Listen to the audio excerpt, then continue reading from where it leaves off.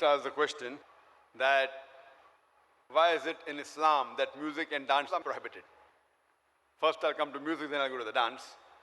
As far as music is concerned, our beloved Prophet Muhammad said that the musical instruments, as a general rule, they are prohibited, except he gave permission for the duff.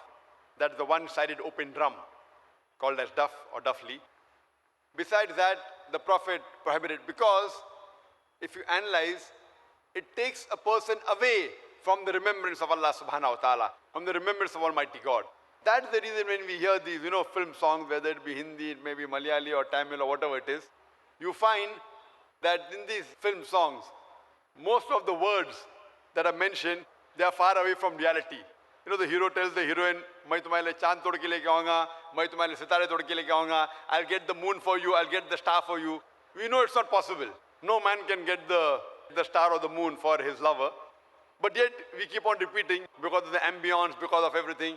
So because of this, general rule is that the music does take a person away from Allah subhanahu wa ta'ala. That is the reason a beloved Prophet prohibited musical instruments except for duff. Or as generally with your voice. For example, when a person recites the Quran. If he recites the Quran, his voice is good, that's permitted. Because that takes a person towards Allah subhanahu wa ta'ala. The musical instruments along in the background do create a different ambience.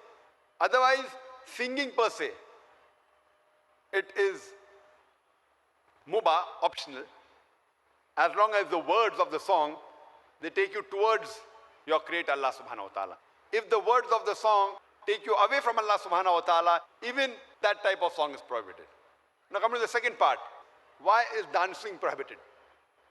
There is no verse in the Quran or no hadith that I know of which says dancing per se is haram.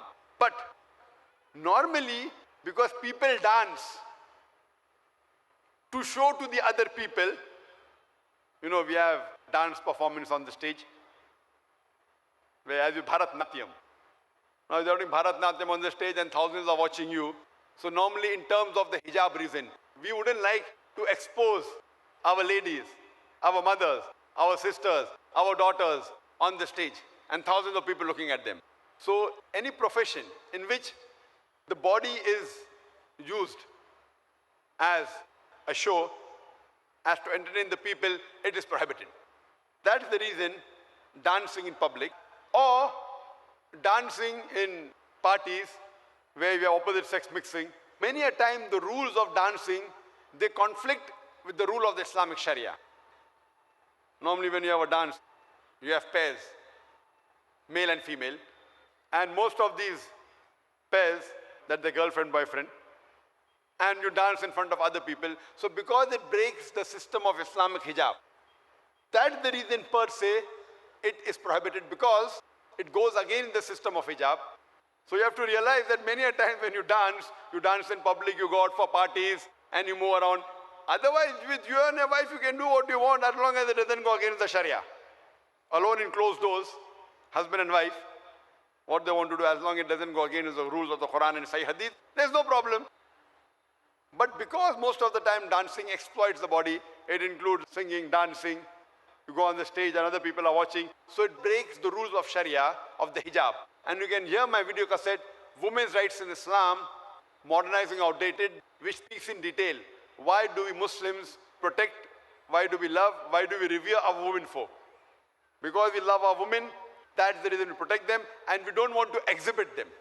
That's the reason professions which involve singing in public, or dancing, or modeling, these professions are prohibited.